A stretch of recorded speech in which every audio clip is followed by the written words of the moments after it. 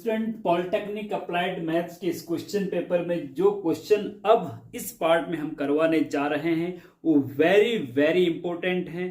5 marks के questions हैं। इसमें आपके बाइनोमियल से भी हैं, वेक्टर से भी हैं और क्रैमर रूल से भी हैं और आपका डिफरेंशिएशन से भी हैं।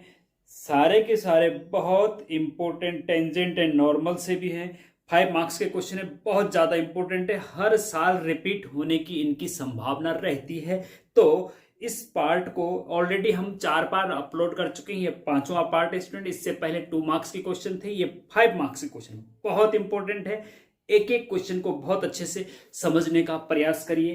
तो चलिए शुरू करते हैं। तो देखिए student, question number 3, answer any 2 parts of the following. 3 part आपको दे रखे होंगे, उसमें से 2 क्वेश्चन आपको करने हैं। 3 में से 2। एक क्वेश्चन 5 मार्क्स का है, दोनों क्वेश्चन अगर कर लिए तो आपको 10 मार्क्स मिलेंगे। इसमें ए पार्ट है, find the middle term in the expansion of 2x minus x square बटे 4 की होल पावर 9। ये आपके पास एक एक्सपेंशन है 2x माइनस एक्स स्क्वायर बटे 4 की पावर 9। बाइनोमियल है, बाइनोमियल कहते हैं इसको, ठीक है। 2 पद जहां पे होते हैं वो बाइनोमियल होता है और उसकी होल पावर क्या है, 9 है। इसके प्रसार में जब इसका प्रसार करेंगे, बाइनोमियल थ्योरम आपने पढ़ी होगी स्टूडेंट, बाइनोमियल थ्योरम का प्रसार कैसे करते हैं। तो उसमें कुछ पद निकलेंगे, जैसे कि पावर 9 है तो पदों की संख्या कितनी होती है। जब पावर यहाँ पे जितनी पावर होती है ना, तो पदों की संख्या उससे 1 ज्यादा होती है। अगर 9 है तो पदों की संख्या कितनी होगी, अगर इसका प्रसार करेंगे 10 होगी। अगर यहाँ पे 12 होता तो पदों की संख्या कितनी होती, 13 होती। ठीक है जी, 1 ज्यादा होती है पदों की संख्या जब प्रसार करते हैं। ये आपको पता होना चाहिए। अगर नहीं है पता तो डिटेल लेक्चर नीचे डिस्क्रिप्शन में है। बाइनोमियल थ्योरम के डिटेल लेक्चर हमने बना रखे हैं, बहुत अच्छे से बना रखे हैं, उनको जाके देखिएगा, क्रम से देखिएगा। तो बाइनोमियल थ्योरम के एक भी क्वेश्चन आपसे छूट नहीं पाएगा एग्जाम में, ठीक है। लेकिन फिलहाल यहां पे देखिए इसको कैसे करेंगे। अब इससे पता चलता है मिडिल टर्म, स्वतंत्र पद, x की पावर 5 का गुणांक वगैरह, इस टाइप से क्वेश्चन बाइनोमियल थ्योरम में आते हैं। तो इससे आपको पता चलना चाहिए कि ये बाइनोमियल थ्योरम से हो सकता है, अगर आपने बाइनोमियल थ्योरम के क्वेश्चन करे हैं, पढ़ी है तो। अब इसका मिडिल टर्म निकालना है। तो देखो स्टूडेंट, मिडिल टर्म 2 प्रकार से निकाले जाते हैं। वो डिपेंड करता है कि ये पावर कितनी है।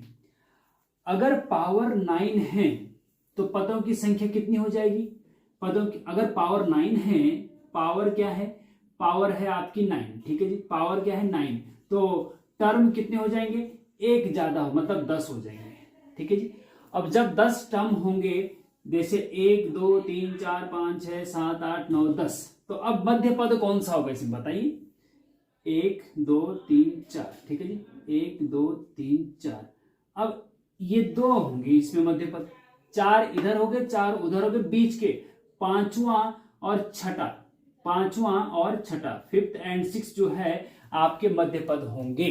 तो जब ये ऑड होता है ना, जब पावर 9 है तो पदों की संख्या 10 हो जाती है। तो जब पदों की संख्या सम होती है, ध्यान दीजिएगा, मेरे एक एक चीज को ध्यान दीजिएगा, पावर तो विषम है लेकिन पदों की संख्या 1 ज्यादा हो जाती है ना, 10। तो जब पदों की संख्या सम होती है तो मध्य पद 2 होते हैं, और जब पदों की संख्या विषम होती है तो मध्य पद 1 होगा। सिंपल सी बात है। अब यहाँ पे 2 है ना, 4 इधर है, 4 इधर, 2 बीच में बच गए, 2 पद बच गए ना। अगर यहाँ पे 1 2 3 4, अब इस 4 पद मान लीजिए, तो इसमें मध्य पद कौन सा है बताओ। तो इसमें दूसरा और तीसरा मध्य पद होगा। लेकिन 1 2 3 4 5, चलो 5, अगर 5 पद है तो मध्य पद कितना होगा, देखो बताइए। मध्य पद 2 इधर हो गए, 2 इधर हो गए, ये बीच का मध्य पद। तो जब पदों की संख्या विषम होती है, ऑड होती है, तो मध्य पद 1 होता है, और जब पदों की संख्या सम होती है तो मध्य पद 2 होते हैं। ये जरा आप समझने की कोशिश करिए जो मैं समझाना चाह रहा हूं, ठीक है। अब यहां पे चलो ये तो आप समझ गए। अब देखिएगा, अब इसको हम सॉल्व करते हैं स्टूडेंट। चूंकि n इज इक्वल टू यहाँ पे 9 है, ठीक है, n क्या है, जो पावर होती है उसको n कहते हैं, ठीक है जी। n इज इक्वल टू 9 है जो कि ऑड है, ऑड मतलब विषम है, ठीक है। तो जब n ऑड होता है तो नंबर ऑफ टर्म, पदों की संख्या, तब पदों की संख्या क्या हो जाती है, सम हो जाती है। और जब पदों की संख्या सम होती है तो मध्य पद 2 होते हैं, ठीक है। तब मध्य पद 2 होते हैं। ठीक है, अब जब n is equal to 9 odd है तो therefore number of term is equal to कितने होंगे, नंबर ऑफ टर्म कितने होंगे, 9 प्लस 1, जितना पावर होती है ना उससे एक ज्यादा, 9 प्लस 1 मतलब 10 होंगे, और 10 क्या है, इवन है, और जब पदों की संख्या इवन सम होती है तो देयरफॉर इसलिए मध्य पद कितने होंगे, 2 होंगे। जब ये सम होता है ना तो मध्य पद 2 होते हैं, देयरफॉर मिडिल टर्म कितने होंगे, 2 होंगे, इसलिए ये मिडिल टर्म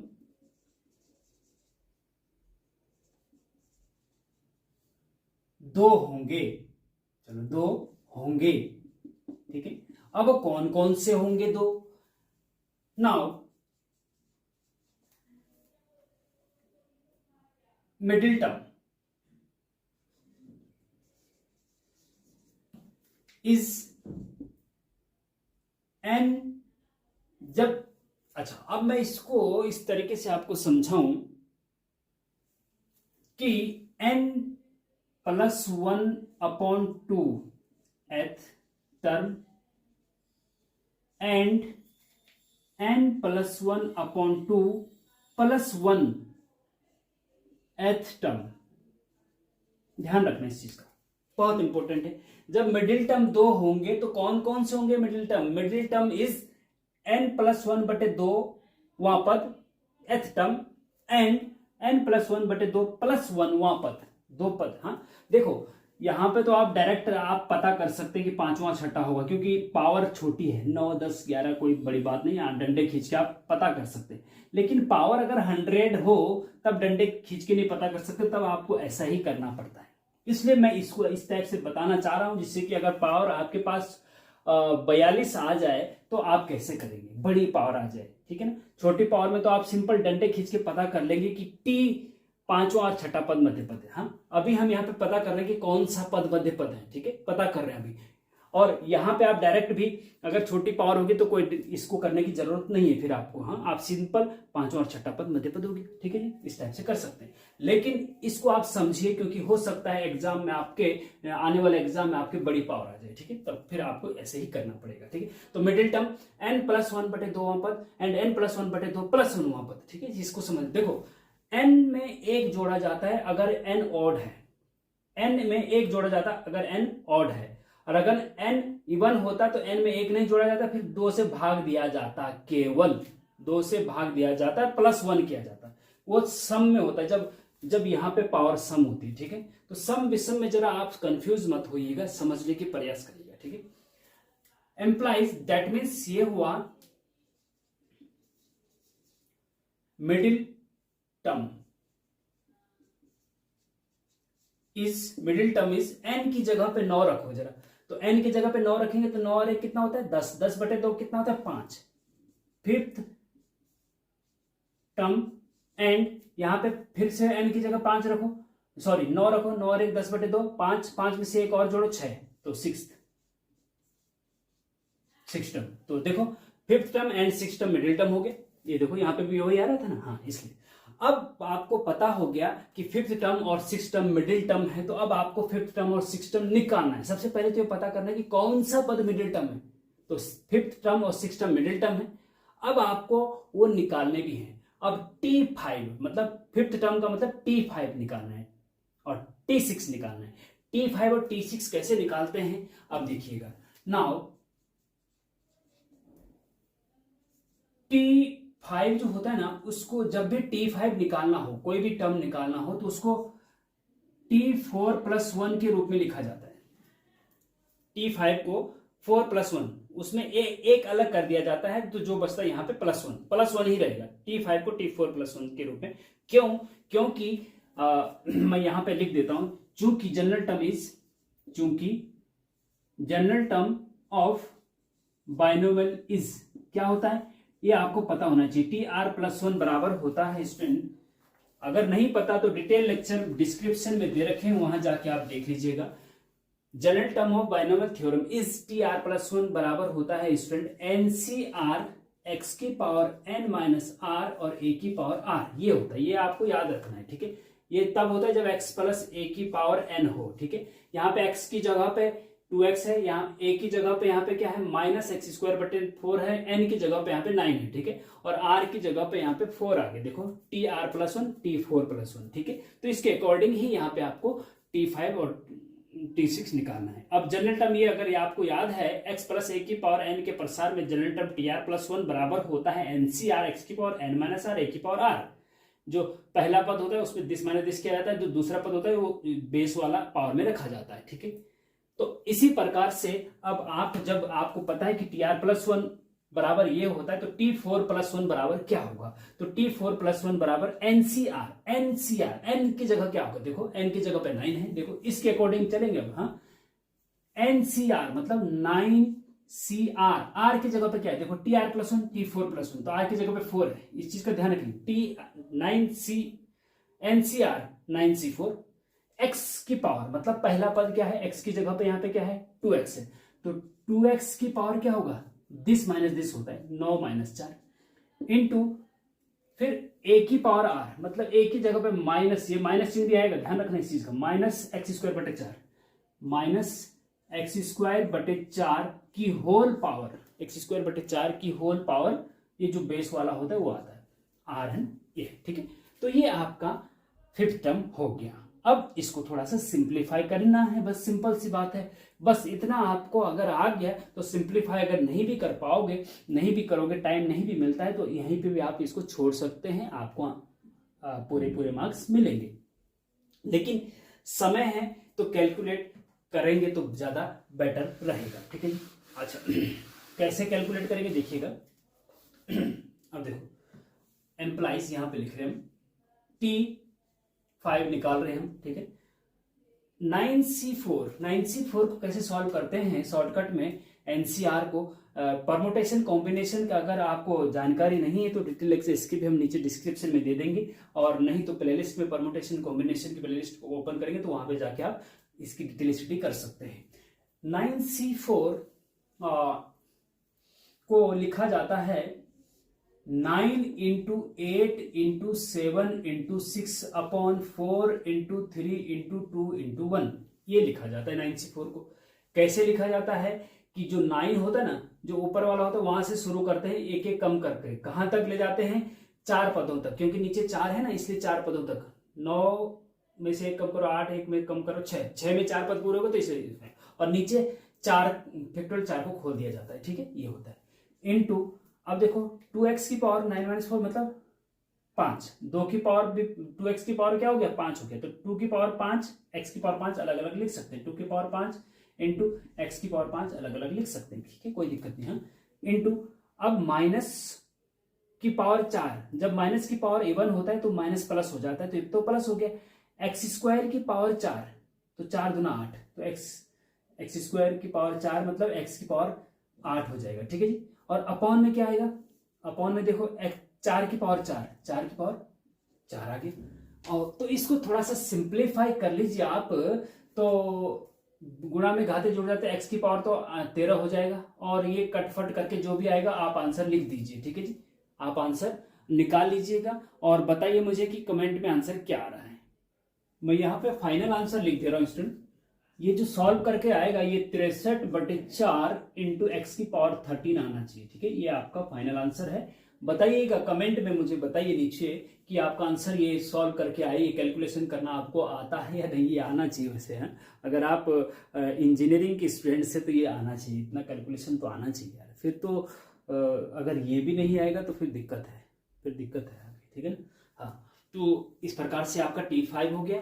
एंड अब आपको निकालना है T6 को आप लिखेंगे T5 प्लस 1, मैंने बताया ना 4 प्लस 1 के रूप में, तो 6 को आप 5 प्लस 1 लिखेंगे, इज इक्वल टू देखो इसके अकॉर्डिंग NCR, N मतलब यहाँ पे 9 है, CR R यहाँ पे 5 हो जाएगा भैया, ठीक है। x की पावर मतलब 2x की पावर, तो 2x की होल पावर क्या है 9 माइनस 5, क्योंकि यहाँ पे 9 माइनस 5 है, इंटू ये माइनस एक्स स्क्वायर बटे 4 की होल पावर क्या है 5 आ जाएगा जी, ठीक है, ये हो गया। अच्छा, ये इतना हो गया। अच्छा, अब चलते हैं जी आपका नेक्स्ट पे, नेक्स्ट आगे चलते हैं। इज इक्वल टू 9C5 को आप लिख सकते हैं देखो 9c5 को आप 9c5 को ना 9 माइनस 5 भी लिख सकते हैं, तो 9c4 हो जाएगा ये, क्योंकि जितना यहाँ छोटा होगा उतना कैलकुलेशन करने के लिए इजी होगा। तो एक NCR is equal to NCn minus r का एक फॉर्मूला होता है, इसको इस टाइप से 9c5 को 9c4 लिख सकते हैं। अब ये इसका डिटेल जानकारी चाहिए तो नीचे परम्यूटेशन कॉम्बिनेशन का लिंक हम दे देंगे, वहां डिटेल लेक्चर आप देख लीजिएगा, ठीक है ना। तो 9c4 लिख सकते हैं इसको। तो 9c4 आपको पता ही अभी हमने, या सिंपल 9c5 को ही सॉल्व कर दो, कोई दिक्कत नहीं। 9 इंटू 8 इंटू 7 इंटू 6 इंटू 5, ये 1 2 3 4 5 पदों तक जाएगा क्योंकि नीचे 5 है। अब फैक्टोरियल 5 को भी खोल दो, 5 इंटू 4 इंटू 3 इंटू 2 इंटू 1, नीचे भी 5 पद ऊपर भी 5 पद होते हैं, ठीक है। इंटू 2, 9 में से 5 गए 4, तो 2 की पावर भी 4 और इंटू x की पावर भी 4, ठीक है जी। अच्छा, अब देखो यहाँ पे माइनस की पावर 5 है ना, तो -1 की पावर 5 तो माइनस आएगा, तो आगे माइनस आगे लिख दिया जाता है, ठीक है, माइनस आगे लिख देंगे। इंटू x की पावर हो जाएगा 5 दूना 10 बटे और 4 की पावर 5 हो जाएगा, ठीक है जी। इसको भी आप सिंपल सॉल्व करते करते हम इसका आपको फाइनल आंसर बता देते हैं स्टूडेंट। वो है आपका -63 बटे 32, -63 बटे 32 x की पावर 14, ये आपका फाइनल आंसर आया है। आप हमें कमेंट में भी बताइए कि आपका आंसर ये आया है या नहीं, या कुछ और दिक्कत आ रही है तो बताइएगा। कोई भी दिक्कत आती है लेक्चर के दौरान आपको तो कमेंट में पूछिए। थोड़ा सा समय लगेगा, 1-2 घंटे, 1 दिन बाद हम आपका रिप्लाई देंगे, लेकिन जरूर देंगे रिप्लाई, जरूर देंगे, ठीक है। हम पूरा कोशिश करते हैं रिप्लाई देने की, ठीक है। तो इस प्रकार से आप इसको कर सकते हैं, 5 मार्क्स आपके कंफर्म हो जाएंगे। तो देखिए स्टूडेंट, क्वेश्चन नंबर 3 का B, solve the equation z की पावर 6 प्लस z की पावर 4 माइनस z की power 2 -1 equal to 0 by using de Moivre theorem. De Moivre theorem student complex number में है। डी मॉयवर एक गणितज्ञ थे, उन्होंने कॉम्प्लेक्स नंबर को थोड़ा इजी तरीके से रिप्रेजेंट करने के लिए कुछ नई टेक्निक्स लाई हैं, वही डी मॉयवर थ्योरम है। वैसे डी मॉयवर थ्योरम मैं बता दूं थोड़ा सा आपको, cos theta plus iota sine theta, ठीक है जी। D Moivre theorem complex number में ही आपके दिमाग में होना चाहिए जब ये क्वेश्चन को सॉल्व कर रहे हो। cos theta plus iota sine theta की whole power n is equal to, de Moivre theorem ने बताया है कि n पावर को अंदर थीटा के साथ ले जा सकते हैं, तो cos n theta plus iota sign n theta कर सकते हैं। ये मूल रूप से डी मॉयवर थ्योरम है, ठीक है जी। अब ये इक्वेशन दे रखी है z के रूप में। अब z भी एक कॉम्प्लेक्स नंबर से, मोस्टली हम z कॉम्प्लेक्स नंबर को z से डिनोट करते हैं। अगर सिंपल x भी होता तब भी सिंपल, मतलब एक सिंपल इक्वेशन है, जैसे x² plus 2x plus 3 equal to 0, इसी प्रकार से इक्वेशन है, इसको सॉल्व करना है। मीन्स सॉल्व करने का मतलब z की वैल्यू निकालनी है। कैसे निकालेंगे? डी मॉयवर थ्योरम की हेल्प से। बहुत इंपॉर्टेंट है, ध्यान से देखिएगा, बहुत इंपॉर्टेंट है। और स्टूडेंट डिटेल लेक्चर अगर समझना है कॉम्प्लेक्स नंबर का, एक एक लेक्चर को क्रम से, पहला दूसरा, तो नीचे डिस्क्रिप्शन में लिंक है, एक एक लेक्चर्स को क्रम से देखिए तो आपको बहुत मजा आएगा, ठीक है। यहां पे देखिए आपको दिया हुआ है z की पावर 6 प्लस z की power 4 minus z² minus 1 equal to 0। इसको सॉल्व करना है। अब कैसे सॉल्व करेंगे? डी मॉयवर थ्योरम का प्रयोग भी करना है। तो देखिएगा, पहले तो आप सिंपली सॉल्व करने की कोशिश करें, जैसा करते हैं इतने पार्ट में। हाँ, इतने में क्या कॉमन आ रहा है? z की पावर 4 कॉमन आ रहा है ना, अंदर क्या, यहाँ क्या बचेगा? अगर z की पावर 4 कॉमन ले लेंगे तो z² बचेगा, प्लस यहाँ क्या बचेगा? यहाँ 1 बचेगा, क्योंकि z की पावर 4 कॉमन आ गया, ठीक है जी। अब इतने में से क्या कॉमन ले भैया? -1 कॉमन आ रहा है, अंदर क्या बचेगा? यहाँ z² बचेगा, यहाँ प्लस का 1 बचेगा, ठीक है जी, इज इक्वल टू 0। अब इतने और इतने में देखो ये कॉमन है ना, इसको कॉमन ले लो। 2 पद है ना, एक पद ये है और एक पद आपका ये है।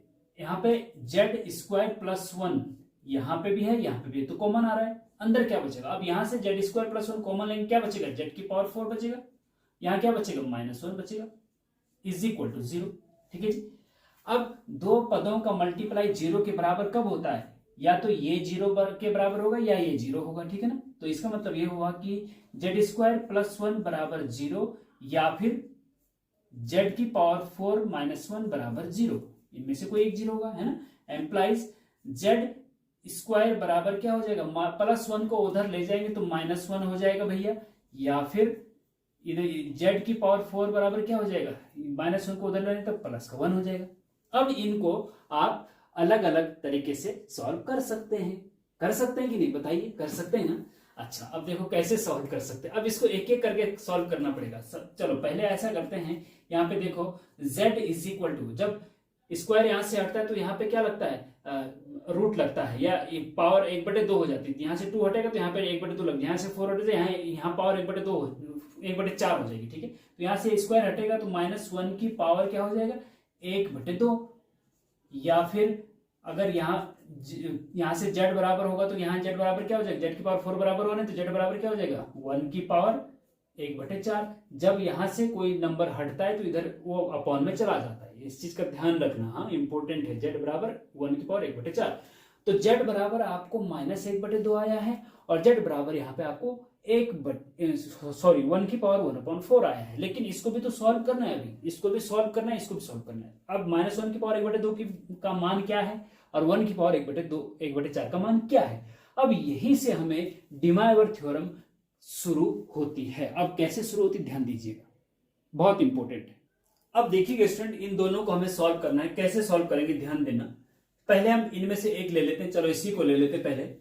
पहले इसको सॉल्व करते हैं, नंबर 1 नंबर 2 करके। हाँ, z इज इक्वल टू आपको निकला है 1 की पावर 1/4, ठीक है जी, ये निकला है, कोई दिक्कत नहीं। अब इसको सॉल्व करना है। अब देखो ध्यान से देखना, बहुत इंपॉर्टेंट है। 1 की जगह पे हम लिख सकते हैं cos 0 degree plus iota sign 0 degree, क्योंकि देखो cos 0 की वैल्यू क्या होती है, 1 होती है, और साइन 0 की वैल्यू 0 होती है। तो 0 इंटू आई तो 0 हो जाएगा, तो टोटल मिला के ये 1 + 0 1 होगा। तो 1 की जगह पे हमने ये लिख दिया, क्या दिक्कत आ रही है, इसकी वैल्यू 1 ही तो है, और पावर आपकी 1/4 है, और आपकी 1/4 है। अच्छा, अब आगे देखो, इसको थोड़ा सा और आगे देखो, इज इक्वल टू, तो इसको हम ऐसा भी तो लिख सकते हैं, देखिएगा, cos 2r pi plus 0 degree. तो यहां पे 0 है तो +0 लिखने की जरूरत खास है नहीं, चलो लिख देते हैं cos 0 plus iota sine 2r pi plus 0 degree, और इसकी होल पावर है भैया 1/4, होल पावर है 1/4। जहां r क्या है, where r is positive integer, मतलब धन पूर्णांक है। अब ये हमने क्यों किया, देखो स्टूडेंट, कॉस, क्योंकि अब देखो ये इसलिए किया हमने, देखो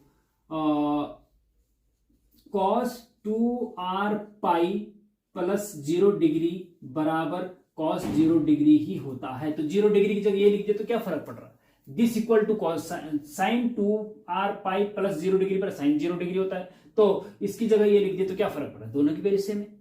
क्यों होता है ये, ट्रिग्नोमेट्री अगर आपने नहीं पढ़ी तो नीचे डिस्क्रिप्शन में लिंक दे देते हैं ट्रिग्नोमेट्री की डिटेल लेक्चर के, वहां जाके देख लीजिएगा। आपको पता होना चाहिए कि cos 360 डिग्री प्लस थीटा बराबर cos थीटा होता है। तो ये 2 पाई जो होता है ना 360 होता है, तो 2 पाई के साथ मल्टीप्लाई फिर किसी भी नंबर का कर लो, कोई दिक्कत नहीं। cos 3 × 360 प्लस थीटा बराबर भी cos थीटा होता है।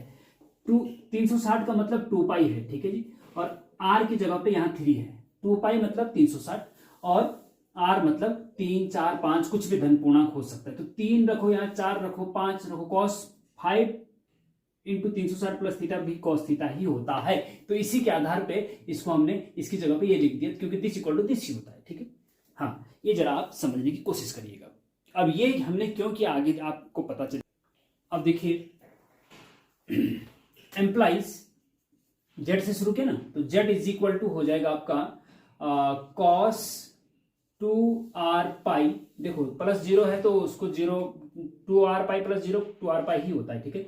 cos 2r pi plus iota sine 2r pi की होल पावर क्या है 1/4 है, ठीक है जी। Implies z is equal to, अब देखिए अब यहां पे आपका आ गया है, क्या आ गया है, by De Moivre theorem. De Moivre theorem से आप जो पावर होती है वो अंदर ले जा सकते हैं, इसके साथ ले जा सकते हैं, जो पावर होती है ना उसको अंदर ले जा सकते हैं। z इज इक्वल टू हो जाएगा cos 2r पाई बटे 4, 1/4 का मल्टीप्लाई बटे 4 में हो जाएगा ना, तो जब बटे 4 होगा तो 2 से 4 कटेगा तो पाई बाई 2 बचेगा, पाई बाई 2r, ठीक है जी, plus iota sine pi by 2r। जब 1/4 को थीटा के साथ, डिमाइवर थ्योरम है ये, हाँ डिमाइवर थ्योरम अभी मैंने बताया था आपको कि cos theta plus iota sine theta की होल पावर n जो होती ना, तो n अंदर चला जाता है थीटा के साथ, cos n theta plus iota sign n theta हो जाता है, ऐसे ही 1/4 यहाँ पे आ गया, ठीक है जी, ये होता है डिमाइवर थ्योरम, ठीक है। हाँ z इज इक्वल टू इतना आ गया। नाउ अब देखो इसमें क्या करते हैं, जो z की वैल्यू आई है आपकी, इसमें आप क्या करते हैं, now roots of this, now roots is, अब रूट्स जब निकालते हैं स्टूडेंट तो इस चीज का ध्यान रखना, रूट्स जब निकालते हैं तो इस चीज का ध्यान रखना कि r की वैल्यू 0 1 2 3 4 करके रखते हैं। अब कहां तक रखते हैं ये आप याद कर लीजिए, अगर आपको नहीं पता कि कैसे क्यों रखते हैं, कैसे रखते हैं, 3 तक ही क्यों रखते हैं, तो डिटेल लेक्चर नीचे डिस्क्रिप्शन में दे रखे हैं हमने कॉम्प्लेक्स नंबर के, उनको जाके अच्छे से देख लीजिए। लेकिन यहां पे एक चीज याद रख लीजिए कि अगर पावर 4 है, 1/4 या 4 है, तो r की वैल्यू रखेंगे, r की वैल्यू रखेंगे 0 1 2 3 तक। अगर पावर में 1/4 है, मतलब पावर में जो है वो 4 है, मान लीजिए यहाँ पे 4 है, अपॉन में क्या है, पे 4 है, तो r की वैल्यू 0 1 2 3 तक रखेंगे। अगर अपॉन में 5 है तो 0 1 2 4 तक रखेंगे, ठीक है जी। इस चीज का ध्यान रखना, क्योंकि 1/4 है तो रूट 4 होते हैं, 1/2 है, देखा ना आपने स्क्वायर रूट 1/2, बाइनोमियल में 1/2 आता है, तो जब 1/2 होता है तो इसका मतलब रूट 2 है, रूट 2 है, 0 और 1। और जब 1/3 है तो क्यूब रूट मतलब रूट 3 है, तो 1 0 1 2, ठीक है ना। अगर 1/4 है मतलब रूट 4 है, 1 2 3 4 रूट, 0 से लेकर 3 तक, तो 4 है तो 1 कम तक जाता है, ठीक है ना, क्योंकि 0 से शुरू होता है, रूट 4 ही होंगे, जितने यहाँ पे रूट उतने ही होंगे। तो r बराबर 0 1 2 3 रखने पर रूट इज, तो z is equal to z, अब z इज इक्वल टू, यहाँ पे आप चाहो तो ये लिख सकते हैं कि z इज इक्वल टू, जब r यहाँ पे लिख सकते हैं आप नीचे ब्रैकेट के अंदर r बराबर 0 is equal to, z is equal to क्या होगा, इस इक्वेशन नंबर 1 में r की जगह 0 रख दो, तो जब r की जगह 0 रखेंगे स्टूडेंट तो ये cos 0 प्लस आयोटा साइन, ये भी 0 हो जाएगा, ठीक है जी। और cos 0 की वैल्यू 1 और sin 0 की वैल्यू 0, तो ये 1 हो जाएगा, तो एक रूट आपका ये आ गया, ठीक है। दूसरा रूट निकालो, z में r बराबर 1 रखेंगे, ठीक है जी। अब रखो इक्वेशन 1 में r बराबर 1 रखो, तो क्या हो जाएगा, cos पाई बाई 2 हो जाएगा, क्योंकि r की जगह 1 रख रहे हैं, ठीक है, plus iota sine pi by 2 हो जाएगा, ठीक है जी। और cos पाई बाई 2 की वैल्यू क्या होती है, 0 होती है, तो ये 0 हो जाएगा, plus iota sine pi by 2 की वैल्यू 1 होती है, तो ये 1 हो जाएगा, तो आयोटा इंटू 1 1 होता है, 0 into iota is equal to iota, तो ये रूट ये आ गया, एक आयोटा आ गया, ठीक है जी, एक आयोटा आ गया।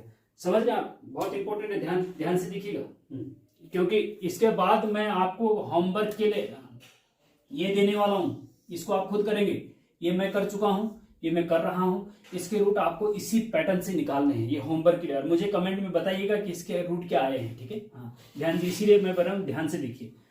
अब 0 1 2 3 तक निकालना ना, तो z इज इक्वल टू, तीसरा रूट निकालो तो r इक्वल टू 2 रखना पड़ेगा, ठीक है ना, इज इक्वल टू, यहाँ पे देखो इक्वेशन 1 में cos, r की जगह पे अगर 2 रखते हैं तो 2 से 2 कटता है तो पाई बचेगा, cos पाई प्लस आयोटा साइन पाई।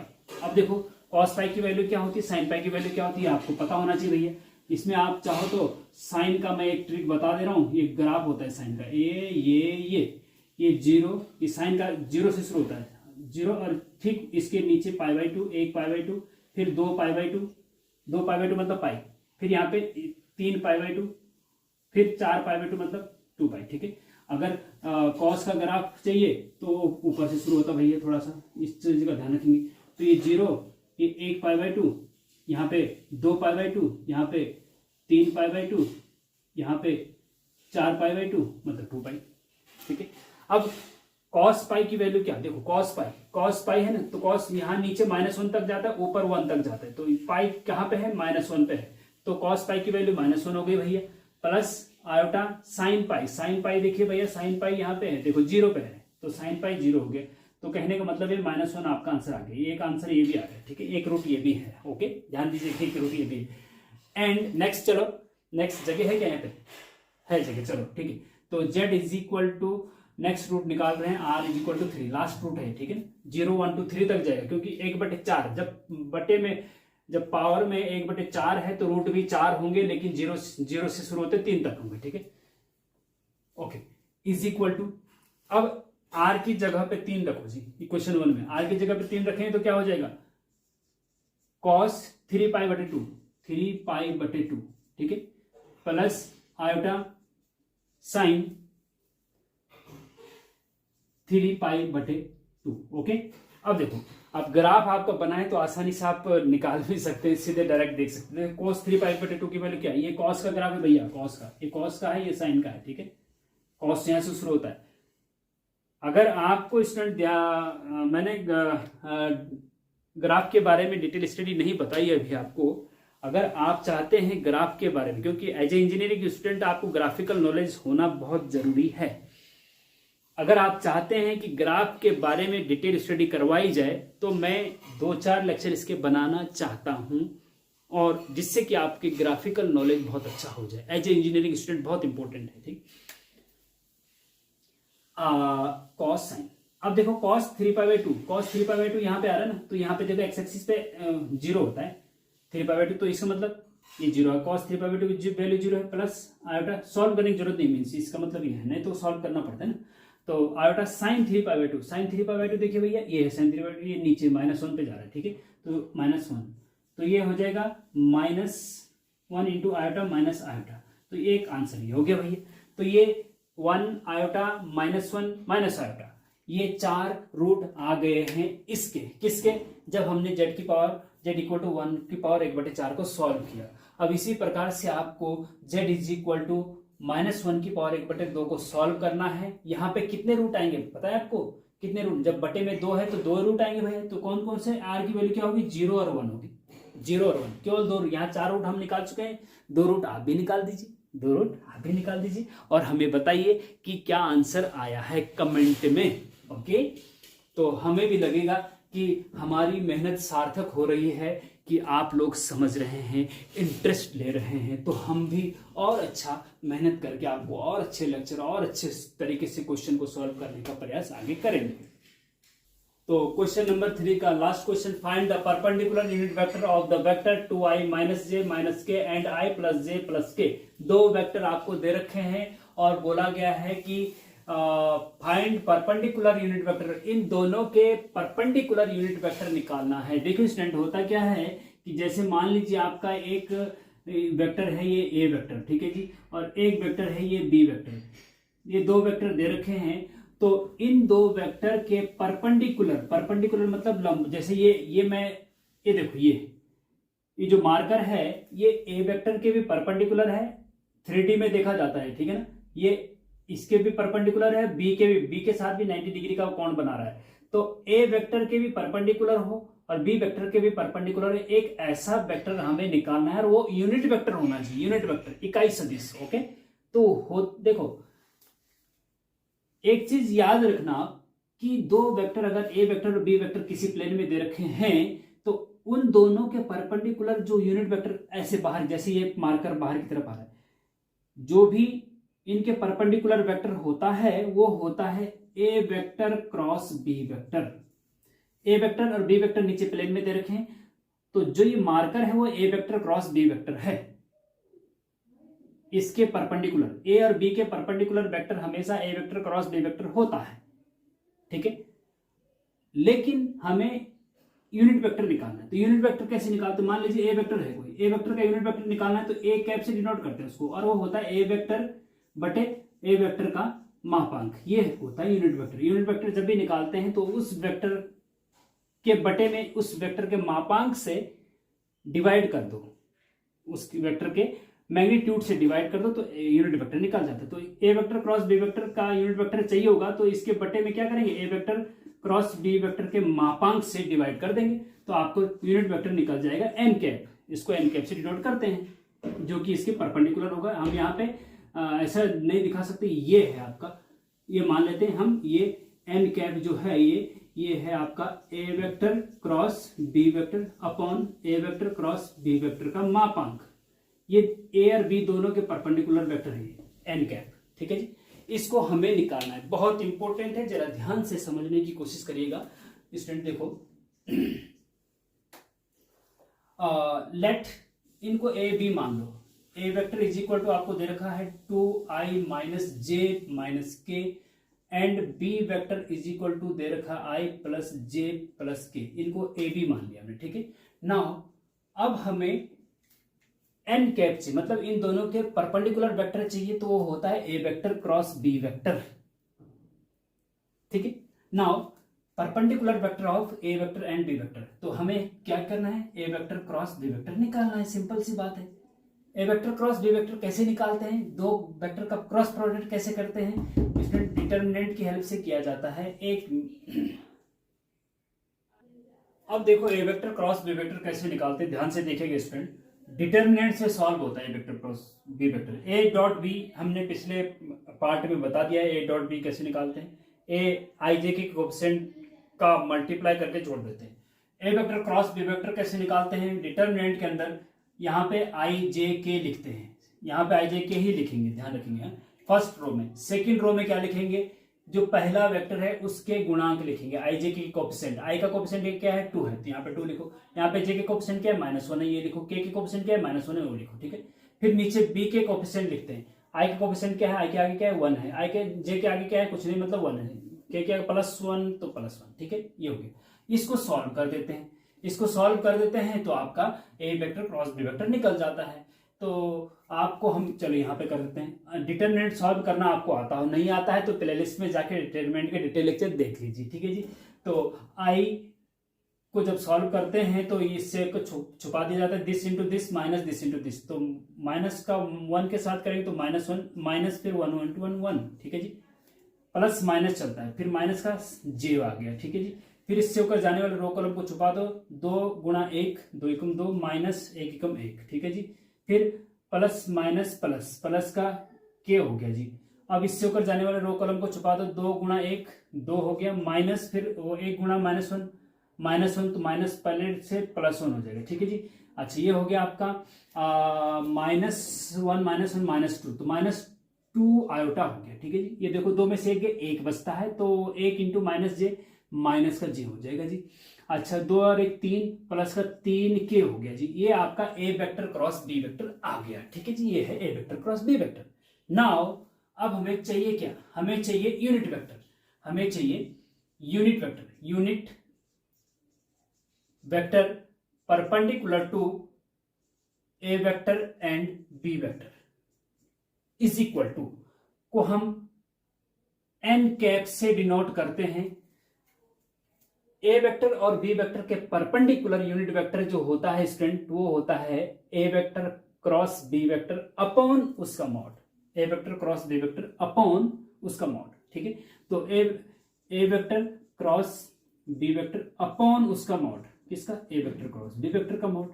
बस यही आपका आंसर हो जाएगा। अब ए वेक्टर क्रॉस बी वेक्टर तो निकल गया, ए वेक्टर क्रॉस बी वेक्टर का मापांक क्या होगा वो जरा निकाल लीजिए थोड़ा सा अलग। पहले देखो ए वेक्टर क्रॉस बी वेक्टर का मापांक भी जब निकालना है तो जो ए वेक्टर क्रॉस बी वेक्टर है ना, जब भी किसी वेक्टर का मापांक निकालना हो तो अंडर रूट के अंदर आई जे के गुणांकों का स्क्वायर करके जोड़ देते हैं। बहुत इंपॉर्टेंट है, ध्यान से सुनिएगा, मेरे एक एक शब्द को सुनने का प्रयास कीजिए। ए वेक्टर क्रॉस बी वेक्टर का जो मापांक होता है वो होता है अंडर रूट के अंदर आई जे के कोएफिशिएंट का स्क्वायर का योग, आई का कोएफिशिएंट क्या है -2, तो -2 का स्क्वायर, प्लस जे का कोएफिशिएंट क्या है -1, तो -1 का स्क्वायर, प्लस फिर के का कोएफिशिएंट क्या है 3 का स्क्वायर, ये होता है मान, ठीक है जी, इज इक्वल टू, हम अंडर रूट के अंदर -2 का स्क्वायर 4 होता है, प्लस -1 का स्क्वायर 1 होता है, प्लस 3 का स्क्वायर 9 होता है, ठीक है जी। तो ये हो जाएगा अंडर रूट 4 1 5 9 5 14 अंडर रूट का 14 हो जाएगा, ठीक है जी।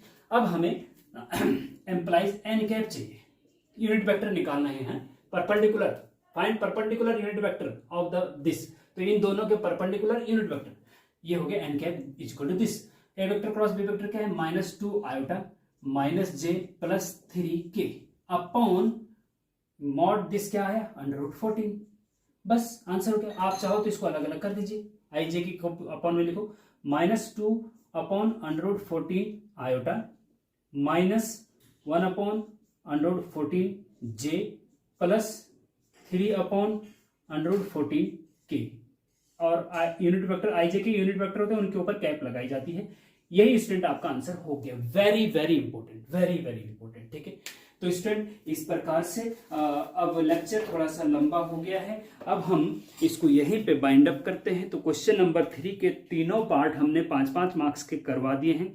आप अगर इनको अच्छे से समझ गए होंगे तो आप आसानी से एग्जाम में कर सकते हैं, और अगर नहीं समझे हैं तो थोड़ा सा रिपीट करिए, जैसे एक बार लेक्चर देख लिया तो फिर से उसको, क्योंकि देखो आप तो 21वीं सदी के स्टूडेंट हैं, आपके पास ऑप्शन है। जब हम पढ़ते थे तो हमको एक बार टीचर जो बता दिया, उसके बाद हम हिम्मत नहीं कर पाते थे सर इसको फिर से बता दीजिए, समय भी नहीं होता था और सर भी कम बताते थे करके इस टाइप से। आपके पास देखो कितना अच्छा टेक्नोलॉजी है कि घर बैठे इतना अच्छा नॉलेज आपको घर बैठे बिना भाग दौड़ के, बिना गाड़ी पेट्रोल खर्च किए हुए, बिना ट्यूशन फीस के आपको इतना इम्पोर्टेंट नॉलेज घर बैठे मिल रहा है, और वो भी आप उसको 4 बार 5 बार 10 बार जितना मर्जी आप देख सकते हैं, बार बार देख सकते हैं। अगर समझ में नहीं आया फिर देखो, समझ में नहीं आया फिर देखो, ऐसा करके देख सकते हैं। तो कितने भाग्यशाली आप, इसका फायदा उठाइए, इसको आप अपना सौभाग्य समझिए कि आपके पास इतनी अच्छी अपॉर्चुनिटी है 21वीं सदी में, है ना। तो इसको सौभाग्य समझ करके इसका फायदा उठाइए, इंटरनेट का दुरुपयोग मत कीजिए, सदुपयोग कीजिए, ठीक है। तो क्वेश्चन नंबर 3 के तीनों क्वेश्चन बहुत इंपॉर्टेंट है, बहुत अच्छे से कर लीजिए फिर से अगर कोई दिक्कत है। अब हम नेक्स्ट पार्ट में क्वेश्चन नंबर 4 लेके आएंगे। इसमें ग्रामर रूल बहुत इंपॉर्टेंट, हर बार पूछा जाता है, फर्स्ट प्रिंसिपल से डिफरेंशिएशन निकालने का हर बार पूछा जाता है, बहुत इंपॉर्टेंट है। नेक्स्ट पार्ट में हम इसको भी लेके आएंगे, ठीक है। तो मिलते हैं नेक्स्ट पार्ट में। Thank you very much. और स्टूडेंट ज़्यादा से ज़्यादा शेयर, जितना आप ज़्यादा शेयर करेंगे अपने नियर एंड डियर को, पूरे यूपी में इसको फैला दो, पूरे यूपी में हमारे लेक्चर फैला दो, तो हम गारंटी के साथ कहते हैं कि जितने क्वेश्चन पेपर आप देंगे हम सारे के सारे क्वेश्चन पेपर सॉल्व करके आपको देंगे। और 100% गारंटी के साथ कहता हूं कि एक भी स्टूडेंट ऐसा नहीं बचेगा जिसकी बैक हो। हम इतनी तरीके से आपको पढ़ाएंगे, इतनी तरीके से मेहनत करेंगे। तो नए हैं तो सब्सक्राइब करो, लाइक जरूर करें, इससे हमारा मोटिवेशन मिलता है। कोई समस्या है, कोई प्रॉब्लम है समझने के, क्वेश्चन को समझने में, तो कमेंट करिए, तो हम उसका आंसर देंगे, जवाब देंगे। तो मिलते हैं नेक्स्ट लेक्चर में। Thank you very much. जय हिंद, जय भारत।